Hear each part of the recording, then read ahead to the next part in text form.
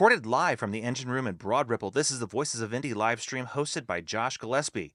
Voices of Indy is a show dedicated to giving you the opportunity to know the musical, visual, and theatrical arts of Indianapolis, Indiana. This week's guests are Chris Nelson and Annie Laszlo from the goth post-punk band Angel Maker. Today's episode is sponsored by Indianapolis Independent Entertainment. IIE LLC's goal is to help grow local DIY artists, freelancers, and businesses within Indianapolis and generate more paying creative opportunities. Their mission is simple: to establish a network of creatives who excel in areas of need and connecting them with other network members. This way, they can help to expand the local art and music scenes. IIE believes that by eliminating some of the intimidating barriers within the entertainment industry, more opportunities will be produced for local freelancers and businesses. This will help Indianapolis become the place to go for art and music in the Midwest. If you are interested in learning more, go to their website, www.indyent.com. That's INDYINDIEENT.com, and fill out a free application to discuss how you and IIE can redefine making it together. And before we get started, guys, my guests this week are Chris Nelson and Andy Laszlo from Angel Maker, but we're doing some things different this year. 2023 is going to be a big year here at Voices of Indy and our partnership with the Engine Room. We have so much going on, and Angel Maker is just leading everything off. We have a ton of bands lined up. Already bands lined up through April. Bands like, hold on, I want to bring this up for you guys because I want you to know, just to get excited for what we have coming up. Coming up just in the first quarter of this year, we will have American Beach, John Boyle, and Guy Zensei this month alone. And then as we're focusing on musical artists, and in February, We's Gotsta, Reckless Rhymicide, Arc of Ethylene, The Blue News, and we have so much more coming up. So very excited. But I want to get directly now to my guests, the guys from Angel Maker. Guys, thank you so much for being on the podcast this week. Thanks for having us. Yeah, thank you. You're absolutely welcome. It is a blast to have you guys on. We did a pre-record of the songs that you guys are going to play, and I'm very excited for everyone to hear that and to get a little bit of insight into the music that you have for us. But for those who may not be familiar with Angel Maker, which honestly, I checked out your Spotify stats. You have some good Spotify stats, I'd say. I haven't checked in a while. I'm all about the stats. Yeah. maybe more so than Chris. But I was impressed with your Spotify stats. Cool. So tell the people who may be watching this a little bit about yourselves, where Angel Maker came from, and who are some of your influences. Chris, let's start with you. Yeah, we've been doing it together and not so much together for the better part of 5 years now, actually. It kind of started as a home recording project for me in 2018 when I released the initial demo. And that was with the hopes of creating the band that it is kind of now. And along the way, we had people join to sometimes just be a live member, sometimes be a collaborative member. And the past year, we had Andy join in 2021, and he's been a very consistent, solid member of the group. And that's kind of changed our trajectory in the past year and a half. And it's been a lot of fun since then, too. yeah, especially coming out of the pandemic too, when nobody was doing anything. So Yeah, it was. Were you guys doing a lot of home recording during the pandemic? Like, how were you able to operate? Now, I know you came in 2021, but I mean, how are you operating during the pandemic? Yeah, during the pandemic, I kind of put a lot of my time into Angel Maker, creating the only full-length record that we've done in 2020, the AM4 or AMIV. It's 10 songs. I did it all within like the first 6 months of the pandemic, just being at home all the time. I was like, okay, great. I can just focus on making music. Yeah. And I ended up getting in touch with a label out of Spain called Peripheral. It's a sub-label of another European label called Diffuse Reality, and it's kind of more focused on the goth post-punk genre, whereas Diffuse Reality was kind of like dance, techno music. Yeah. They approached me and like, hey, we like your music. We want to put something out soon. I was like, okay, great, because I have a bunch of stuff because I'm not doing anything else. So I kind of like blasted through 10 songs pretty quickly for that during the pandemic, and then put it out with them. What was it like working with a label? It was weird. It was good because I've also worked with other labels that are mainly like my friends that happen to have a label. The second Angel Maker release was a split with some of my other friends. Low Faith from Denver, Colorado, and my friend owns a record label out of Denver called Convulse Records. I have another band. That band does releases with Convulse Records. Oh, really? Okay. So that it's like through playing in bands and developing these friendships, I put things out with people that I'm friends with in their labels. But this was the first time that I'd done something with a complete stranger I'd never met before from across the world, Right? essentially. Yeah. And it was just communicating through email. So it was a little bit different from any other label experience I had, and then kind of being my own independent guy that puts out stuff at my own rate when I can. But more recently, Andy's also running his own record label Really? that does our releases now, Jingle House Records. Okay. Yeah. so we And just do Andy, it. tell me about yourself. Well, I play guitar in this Okay. band. For the pandemic stuff, we hadn't even known each other up until like summer of 2021. So I was just at home in Broad Ripple, just recording kind of whatever I felt kind of motivated to do at the time.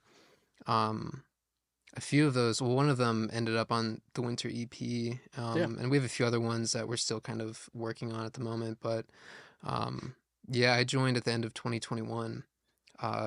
Chris and I met at my girlfriend's house. It was like a party that she was putting on, and she had known Chris well before she knew me, and she was like, "You guys would be like a perfect, match for like music. You She do a lot of planned similar it. stuff." She And schemed and planned it. Yeah, my girlfriend schemed it. She's the one that kind I of want to make these guys friends. yeah. So she kind of put it all together, and we just started chatting about music and nerding out about synthesizers and stuff like that. So, it wasn't long after that I joined Angel Maker, and actually before that, I put out one of Chris's solo EPs. I guess it was a techno project of his. A few months before I like officially joined Angel Maker, so that was just kind of like the lead in to me kind of joining the band more or less. So, Sure. Yeah. Sure. So how many projects are you doing all at the same time, Chris? At the moment, 3. Wow. At the moment. But there have been times where it's been 4, sometimes when it's been 5, sometimes I have to cut some. But How do you keep it all straight? I don't. At the moment, it's kind of just been focused on the 2, Angel Maker, and then my hardcore band, LIB, Life is Beautiful. Those stay the most consistent, and then the project that Andy was referring to is Normaled. What I do is more just electronic music.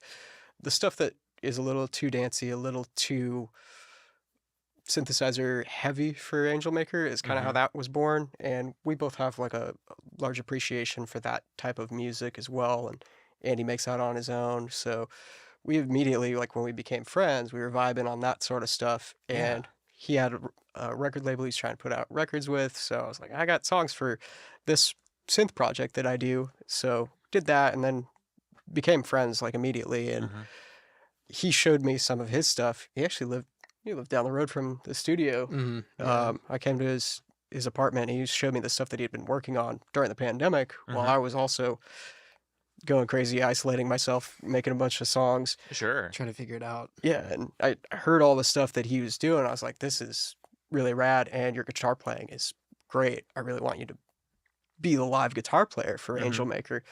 And then as soon as that kind of happened, it was like, oh yeah, this is perfect fit.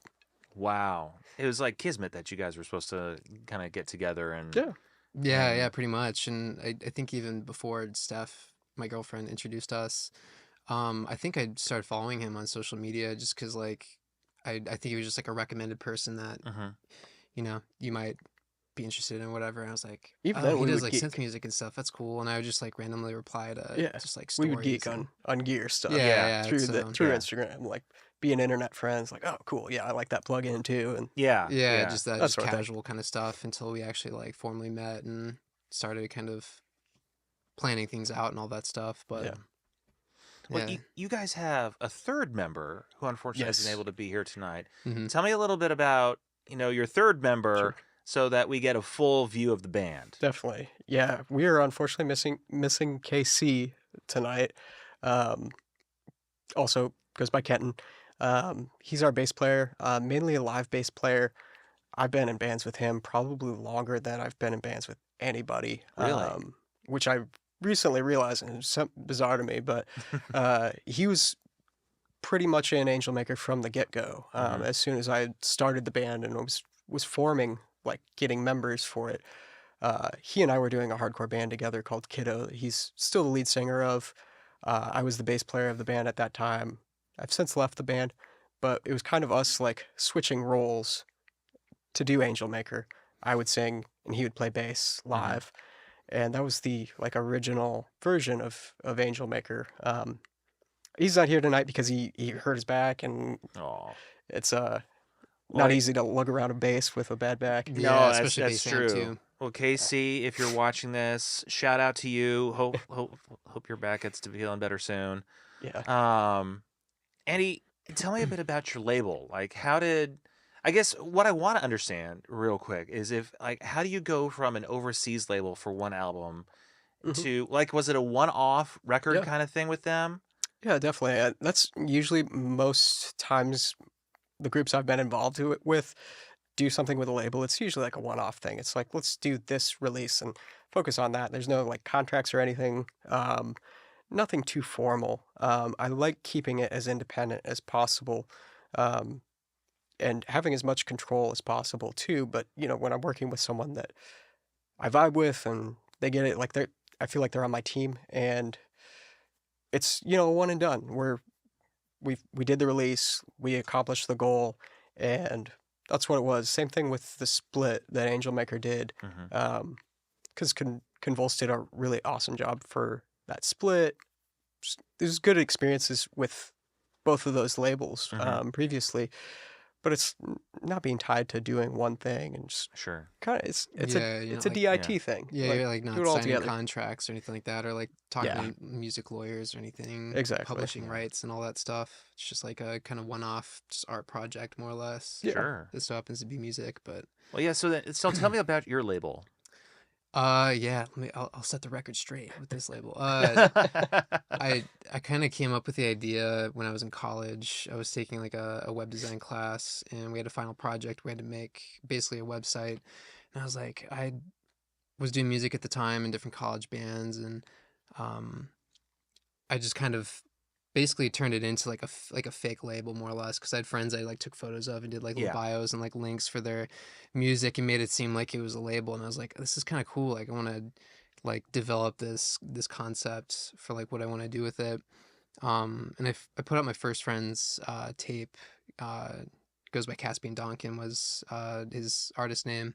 So I did that in 2018, and I didn't do anything until I put Chris's tape out in 2021. So between like the pandemic and everything else, I was just like, I don't really feel like this isn't like where I want it to be right now, because I don't really have like the music connections to kind of put out music that I want to put out.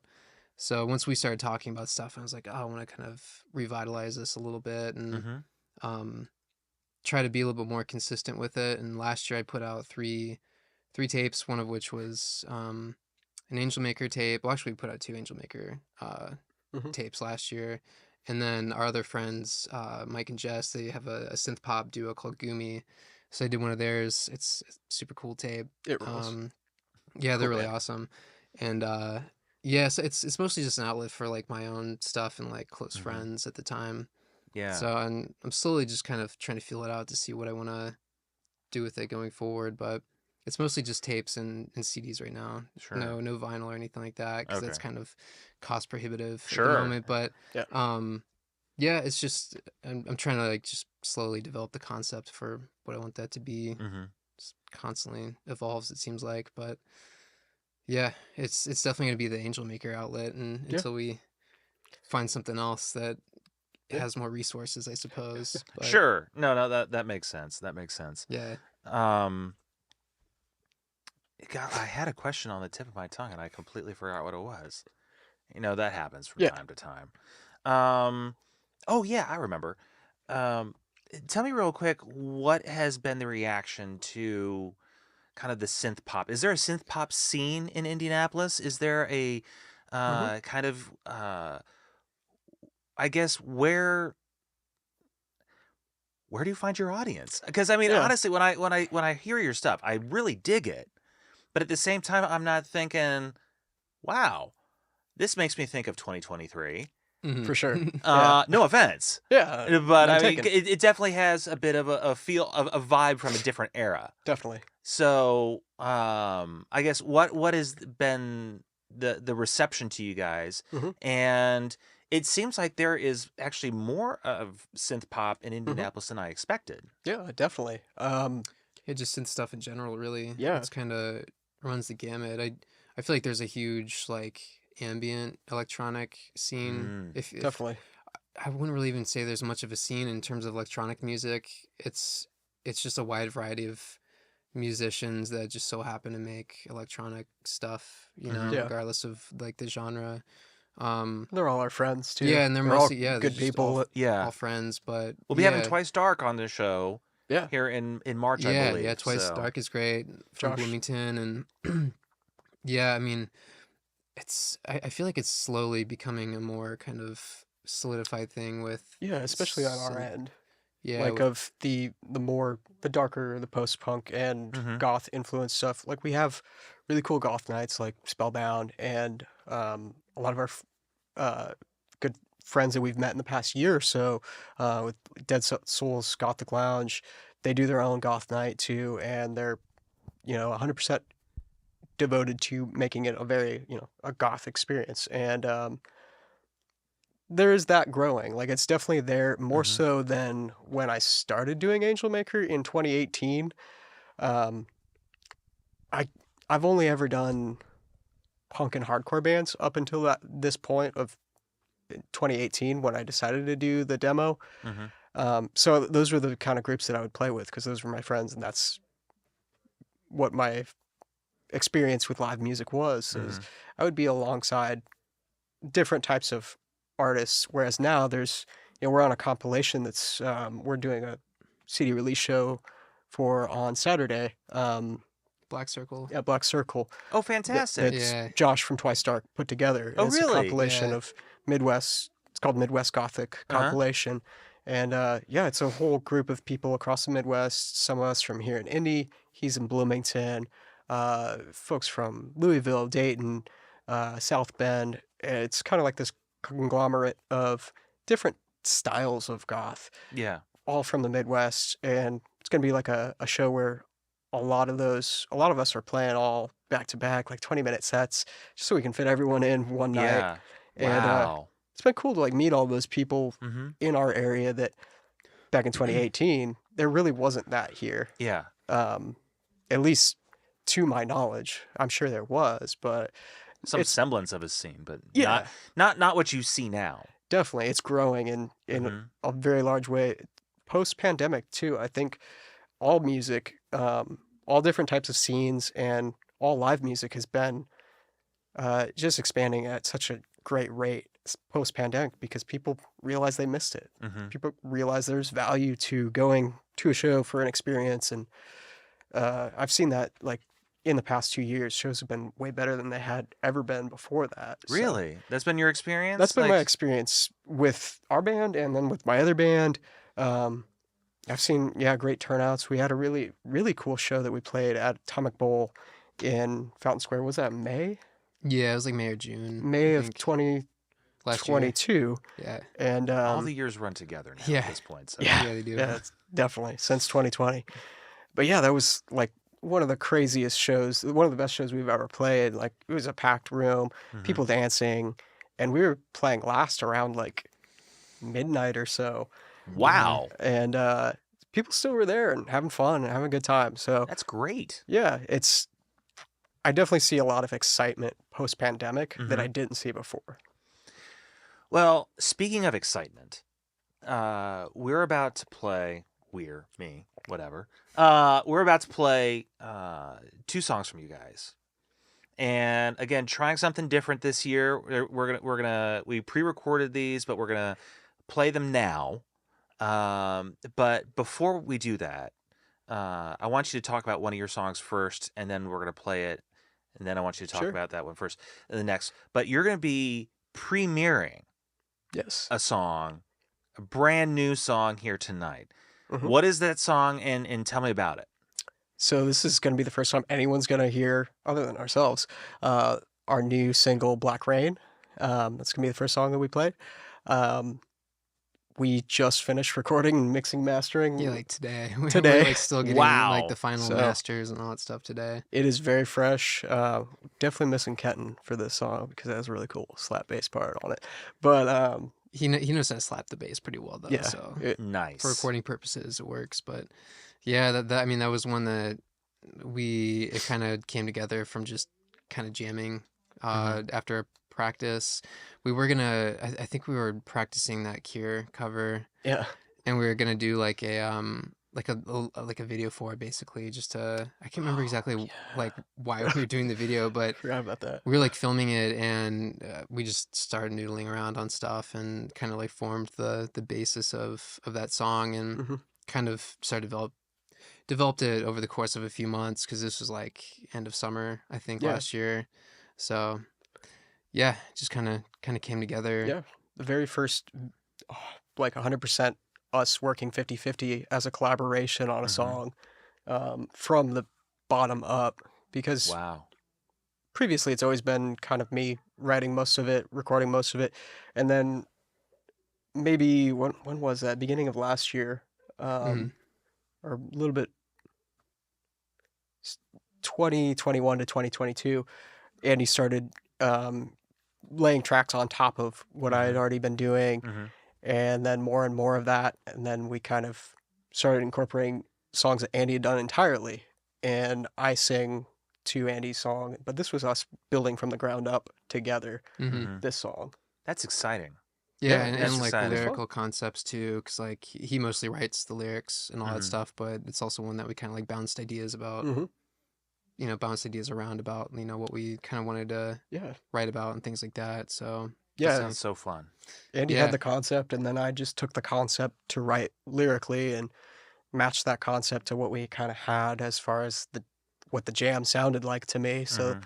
hmm it's how that materialized over a period of time. And we always have like a backlog of songs that we're working on. Like right now, we probably have 6 or 8 demos yeah, that are got a few. Yeah, in the works, and they stay in the works for months Yeah. until they come to life completely. So it was in that chain of Mhm. the pipeline, and really happy with it. I think it's one of the best ones that we've done in a it's my minute. favorite song that we've done. I think. Yeah. It's cool. Well, one of my favorite singer songwriters, um, he has said that, and I have found this true at least for myself, Mhm. that when people ask him what is his favorite song, and he says it's usually the latest one that I've written. Yeah. Yeah, man, that's a good So, answer. and it's Yeah. like makes so much sense. Yeah, Yeah. yeah, I mean, that's a good Um, way to look at it. It's fresh. It's like It is. that's what you're thinking about. Mhm. And I don't know, there are still songs in the back catalog that I enjoy a lot. I enjoy it in different ways, Mhm. especially like from when I'm thinking about incorporating it into a live set. But it's always the most recent stuff. Like now, I'm really stoked on stuff that we haven't released Yeah. yet and Yeah, starting to work on. So Well, definitely feel that.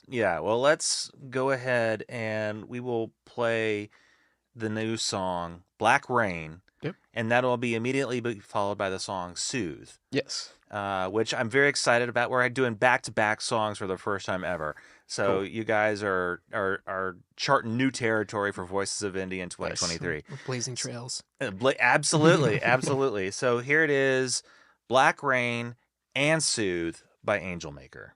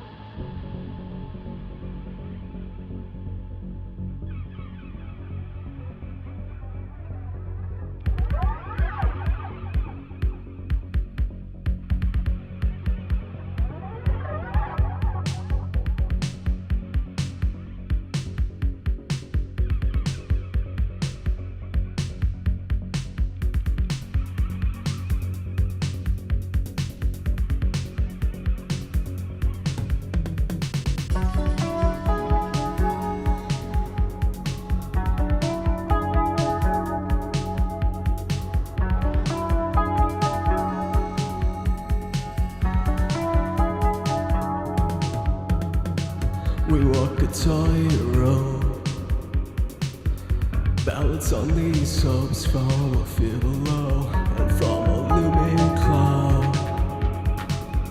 Like rain overhead to your parched throat. Like rain overhead to your parched throat. Like rain overhead to my parched throat.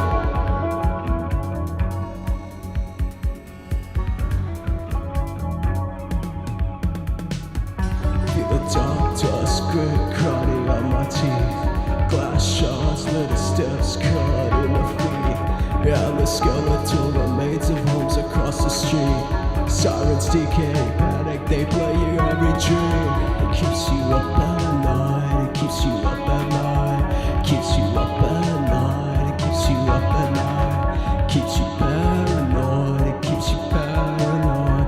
Keeps you paranoid, it keeps you paranoid. It keeps you up at night, it keeps you paranoid. Keeps you up at night and keep you paranoid. Keeps you up at night and keeps you paranoid. Keeps you up at night and keeps you paranoid. It keeps you paranoid.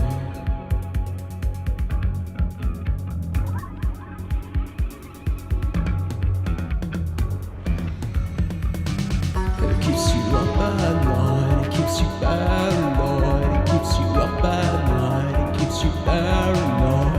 Keeps you up at night, it keeps you paranoid. Keeps you up at night, it keeps you paranoid. T-160 crescent trails all on the sea. Lace fingers on my neck, knees quivering. Magazine clips, kids crushed in a void. Like the nightmare's prophet, they keep you paranoid.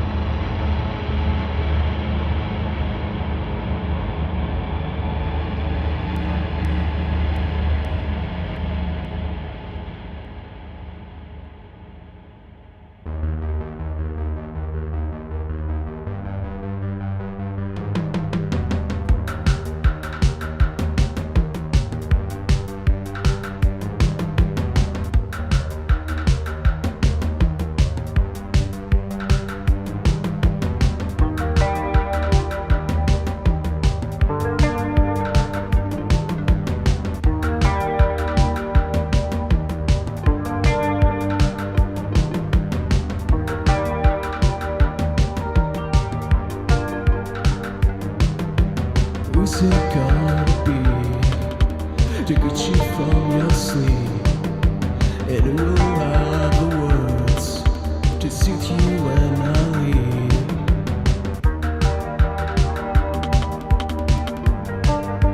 Soothe you when I leave.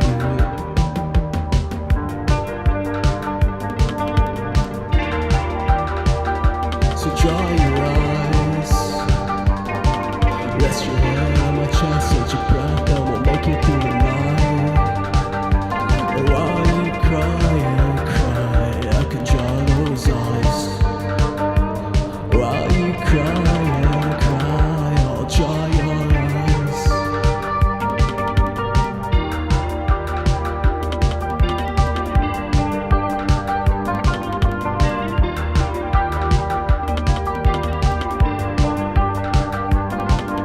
And who's it gonna be when this all falls apart, man? Who's it gonna be when they break your heart again? Who's it gonna be when this all falls apart, man? Who's it gonna be?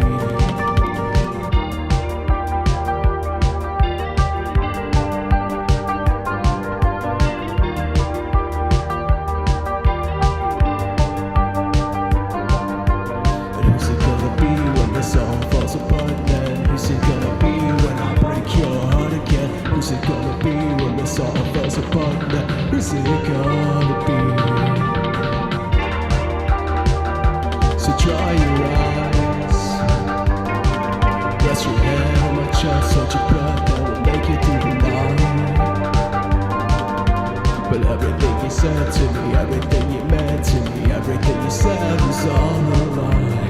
Everything you said to me, everything you meant to me, everything you say is a lie.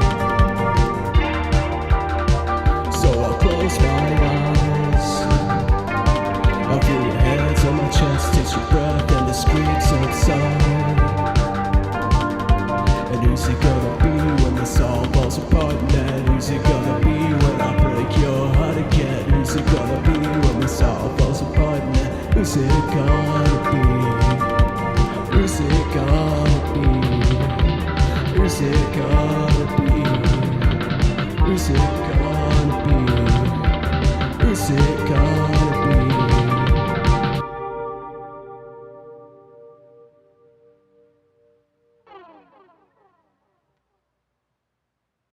All right, that was Soothe and Black Rain from Angel Maker. Black Rain is the brand new track. You guys are the first to hear it. And you actually are going to be doing a release show for this single, aren't you? Yes, released January 28th at Healer. Got some good friends playing with us as well. Twice Dark, Josh is going to be there. Excellent. DRLN, one of my favorite bands in the world. Shout out Max. And we got our homie from Cincinnati, Access to God, Tyler, coming up too. So Nice. Yeah, it's gonna be a lot of cool fun. little. We also have a video that we made for Black Rain that Yes. I think we're gonna premiere it, I guess, the week before. Yeah, there'll be a That little Friday before. music video for that. Promotion for the double single release.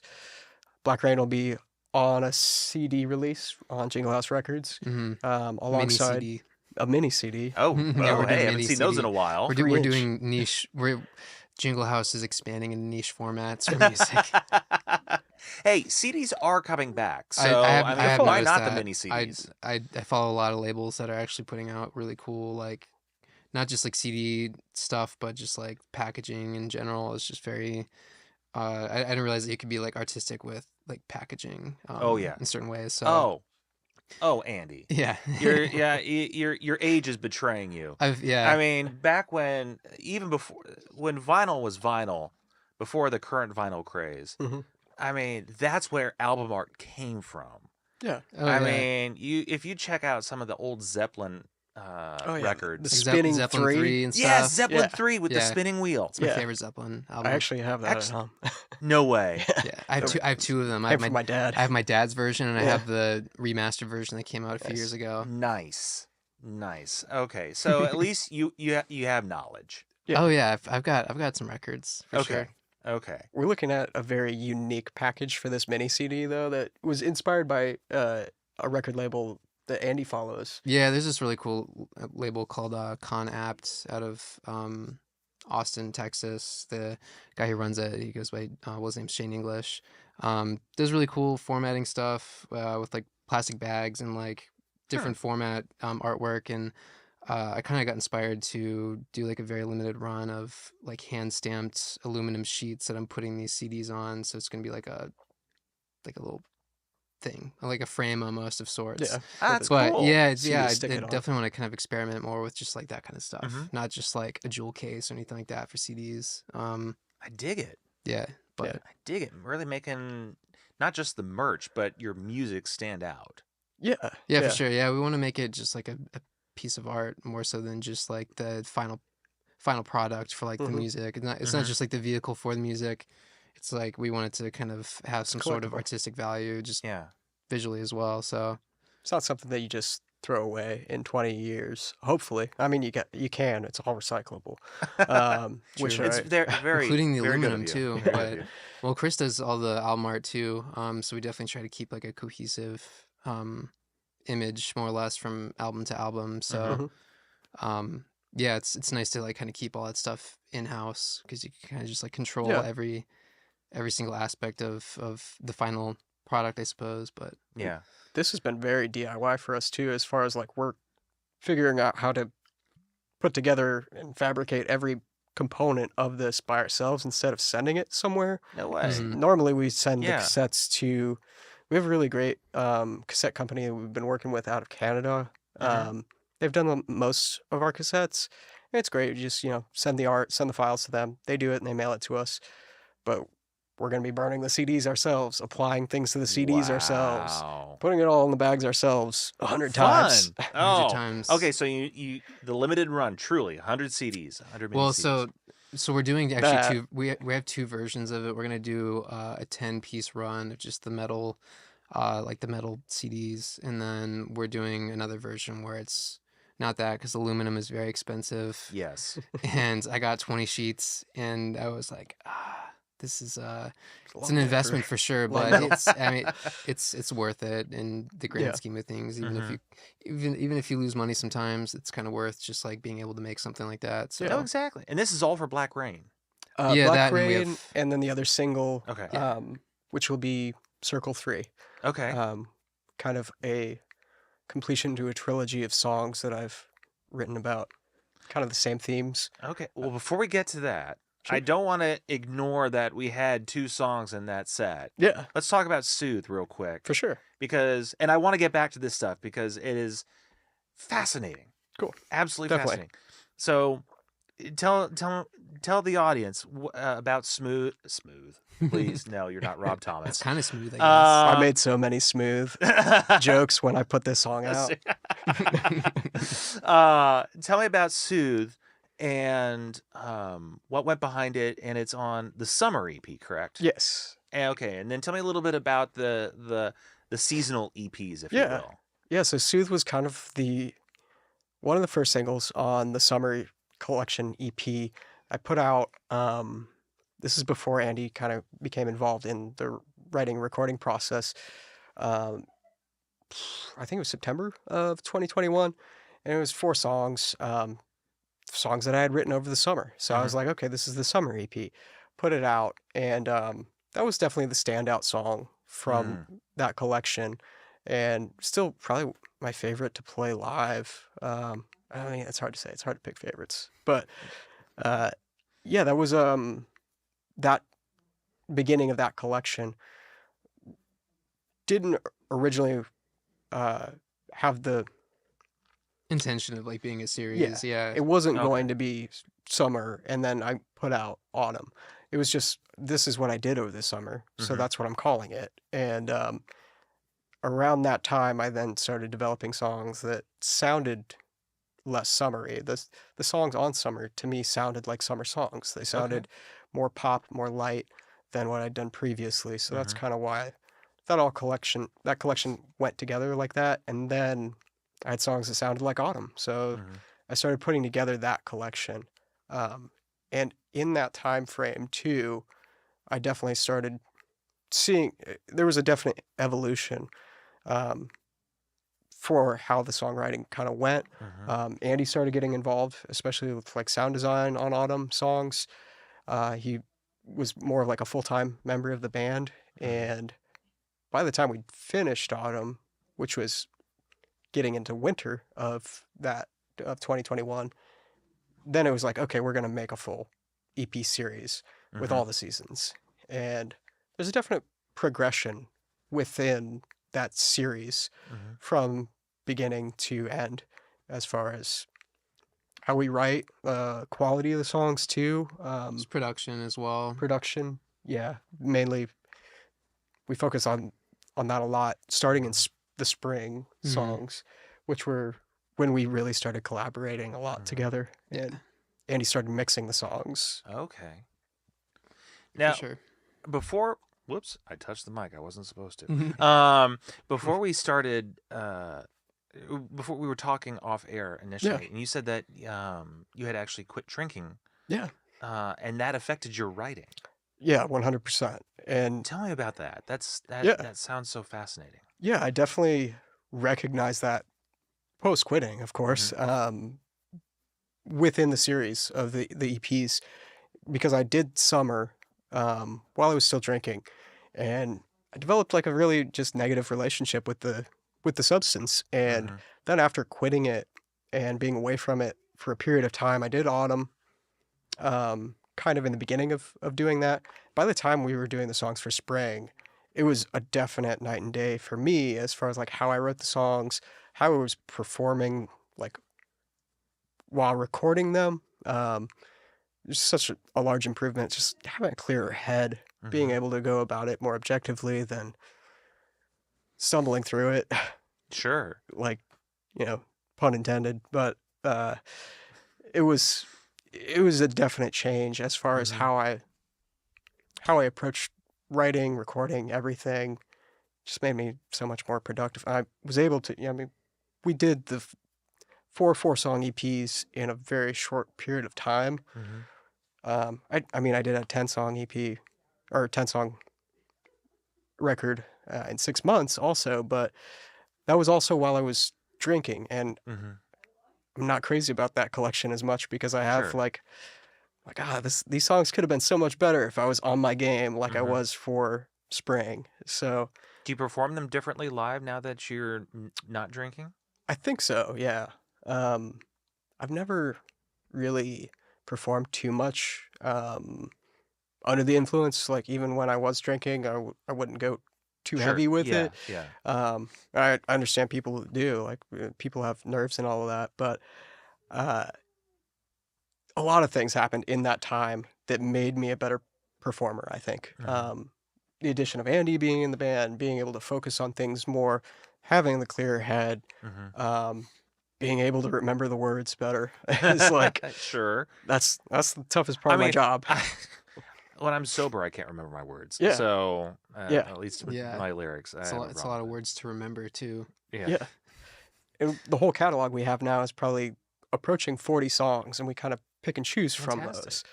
And Congratulations. trying to remember all of those, Yeah. so it's Yeah. like gotta rehearse it. Yeah, I mean, there are more songs that make more sense to just consistently have in a live setup. Like Mhm. we have like different.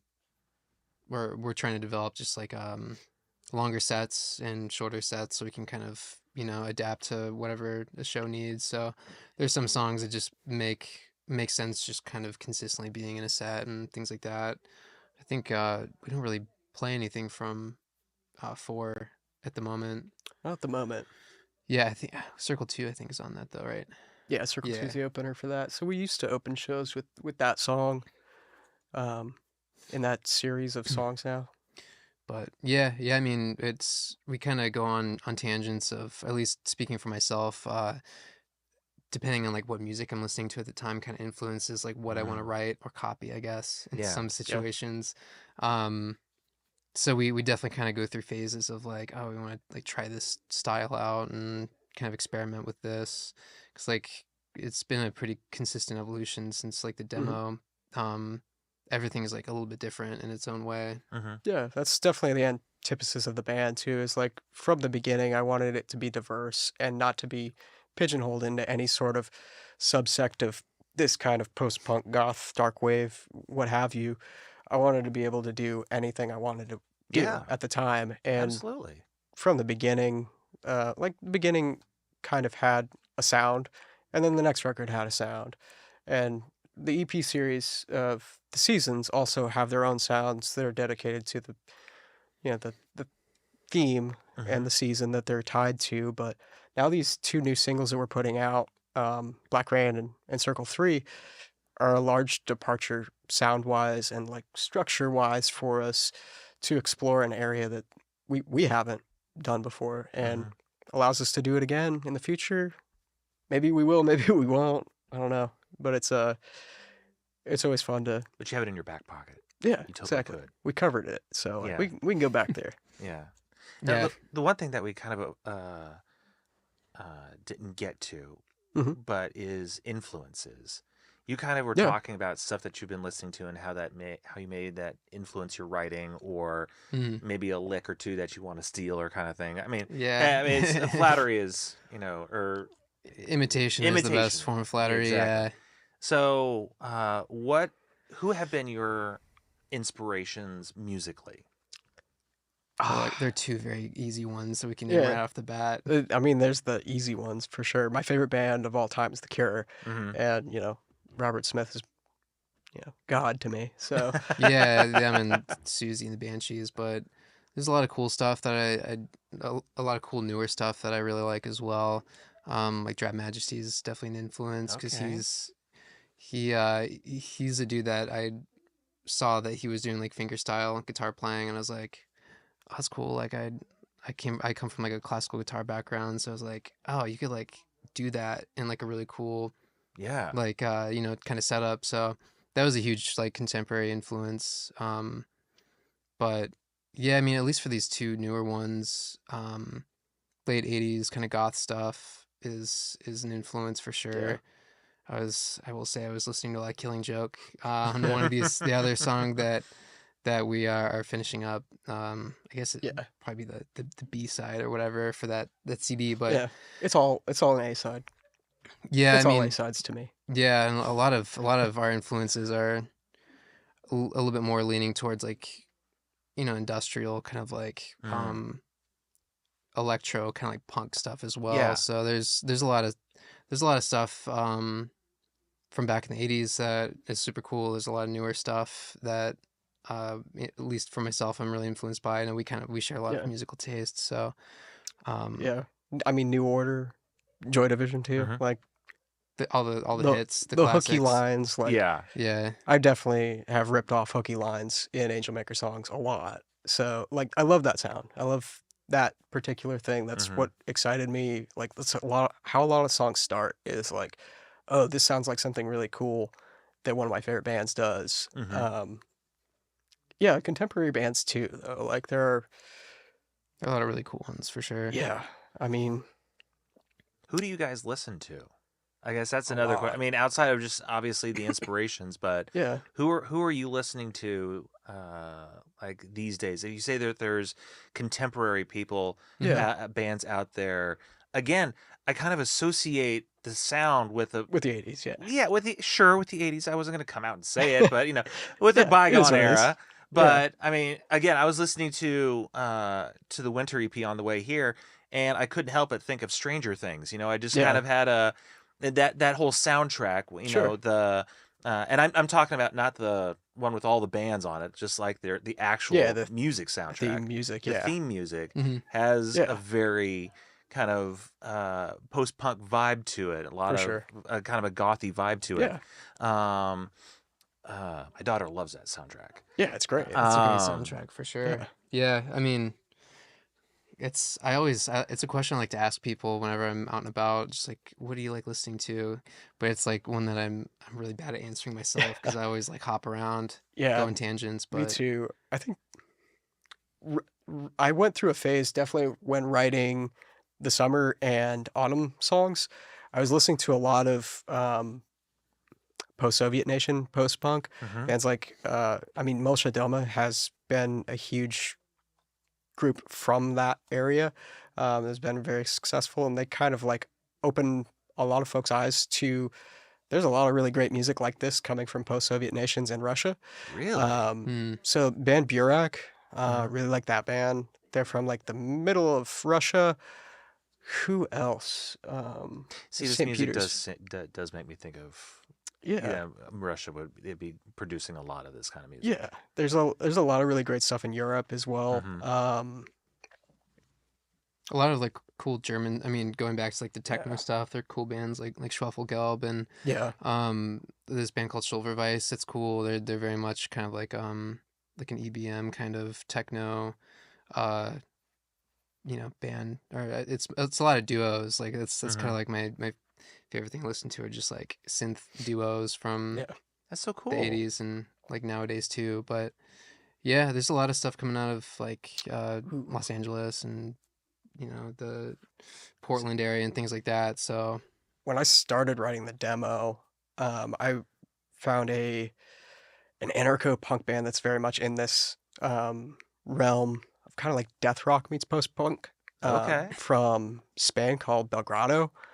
And I think I showed you them maybe like a year or so ago. yeah, That sort of stuff was like, it seemed like, oh, this is really accessible to someone like me that plays in punk and hardcore bands mainly. I didn't know anything about writing drum machine and synth based music. Mhm. And that was kind of like my introduction of like, there's still a full 4-piece band. And then they're playing alongside some groups that don't do that. Mhm. So it was, I guess that sort of stuff influenced that period of time for the demo. Yeah. But yeah, it's always It's over an the board. amalgamation of stuff. Yeah. Like, I'm always trying to like find new music as well to listen to, and um, yeah, especially with like how DIY stuff is with the internet. Like anyone can kind of start up their own like label and things like that, and Mhm. like there's no barrier to entry with any of that stuff. So a lot of like little scenes pop up, and you kind of discover them online and things like that. But um, yeah, I mean, I'm just it honestly kind of depends on the time of year, depending on like what I want to Yeah. listen to. Like I'm probably gonna start listening to U2 once the spring rolls around, because I always Yeah. associate springtime with just like listening to early U2 Interesting. albums and things like Yeah. that. So it's Mhm. yeah, it's I'm just kind of all over the place with that kind of stuff. I That's guess so cool.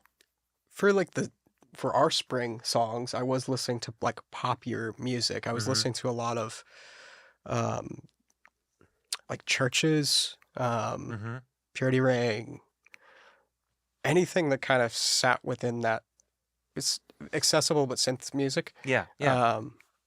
I was touring with my hardcore band at the time, and that's what was in my ears at all times in the van. So that's what I was falling asleep to in the van, and just what I ended up regurgitating Yeah. musically from spring. It's definitely like a time frame based thing, what we're listening to and how that ends up influencing the songs. Like we have the song Circle 3 that's Yeah. we both got into Killing Joke, and Yeah. we went heavy into like Riff stuff. that sound. Yeah, a little bit more. There aren't. I mean, we have some songs that have like guitar riffs and things like that, Yeah. but Mhm. not a Single note ton. riff. Like for most of the songs, there's like a decent balance between all the instrumentation. So this is one I was being a little gratuitous and wanted to write something that was kind of like in the vein of like Geordie Walker from Killing Joke, because Gotcha. he's one of my favorites for sure. But yeah, it's just kind of all over the place, Yeah. really. Black Rain was kind of like a ministry-ish influence. Yeah, definitely like We Ministry. leaned into the EBM side of how that band evolved. Yeah, like some kind of like industrial Yeah. leanings and certain timbres and things like that. Yeah. Mhm. But we always try to kind of keep it consistent between the albums in terms of like using consistent instruments and things like that without getting like Yeah. too crazy or Yeah. Match the songs to each other too for the release is always important. Just keep like the collection making sense. While these two songs are still kind of different in a Mhm. lot of ways, they still have ties to each other. Yeah. That's so cool. Well, we are coming very close to the end. But before we get to the end, I want to talk a little bit about the Engine Room, which again is where we do this. The Engine Room Recording Company is located in Broad Ripple Village, just north of downtown Indianapolis, and they specialize in making your projects go. Podcasters, bands, audiobookers, rappers, singers, songwriters, and everyone in between, the Engine Room Recording Company has the engineers, the equipment, and the environment to fuel your projects. Check out Broad Ripple's recording studio by visiting for more information on their services, artists they've recorded, and gear they have at engineroomrecordingcompany.com. And be sure to visit their Instagram page by searching at Engine Room Recording Company. Guys, before I let you go, is there anything, I ask this of all my guests, is there anything that I've missed that you feel like you want to get off your chest? Let's mention the show at Healer. Yeah. Show at Healer on the 28th. We also have show 14th at Black Circle with this weekend. Yeah. with Twice Dark and all the Midwest Gothic friends.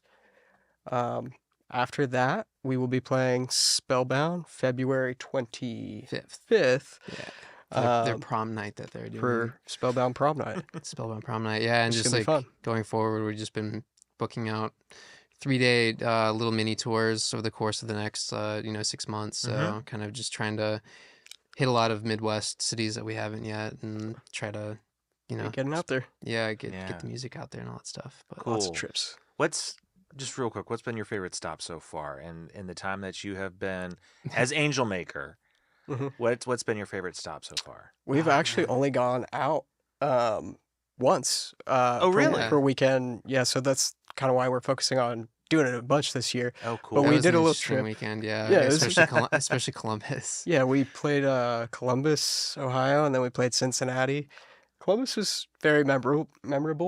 Yeah, Good, it bad? was, it was, Just memorable. it was. I'll just say it was adult themed. It was a fetish night. BDSM kind of. Yeah. So that was definitely an interesting night. Yeah, Fantastic. They had us on. It was fun. But they're very hospitable, so it was a lot of it's a fun. good time. Oh, good. Yeah. That's what you want. You want a hospitable audience. Yeah. You know? Yeah, it was a lot of fun. Yeah, and we're gonna try to hit the West Coast early fall. So Yeah. we're gonna start planning that out as well over the next couple months. But East And Coast where in can they summer. find you guys on socials? Social, we got Instagram. Is where we're most active. We're on Facebook too, but I mean, Uh, it's Facebook. yeah, it's Facebook. Catch us on Instagram. it's Angel Maker Indy with a Angel Y. Maker Indy with a Yeah. Y. Mm-hmm. And Bandcamp is a great way to reach us as well. Send us an email if you have any questions. It's the Questions, best way. comments, concerns, Yeah, if you things have like that. any needs with the merch, I'm always happy to talk to anybody. I'm usually communicating with people through Bandcamp. Anytime they're getting something, let them know it's on the way. Those are the best way to reach us. Okay, excellent. Well, Chris, Andy, Angel Maker, thank you so much for being on Voices of Indie this week. Thank you for Thanks for having performing. us. Thank you thank for you. the premiere. That is Yeah. very exciting. I feel very honored that you guys did that. Yeah, glad to play thanks here. so This is much. a cool setup. Yeah, it was fun. Thank you. And we'll be back again next week. My guest will be American Beach. Oh, hold on. There you go. Now you see me. Our guest will be American Beach. And I'm excited to have I can say who's coming on next week, for every show now. This is going to be exciting stuff. It's a new season for Voices of Indie. It's going to be great times here at the Engine Room. And again, thank you, Chris and Andy, for being on the show. Yeah, thanks for having us. Thanks for having us. You're welcome. I'm Josh Gillespie. This has been Voices of Indie. We'll see you guys next time.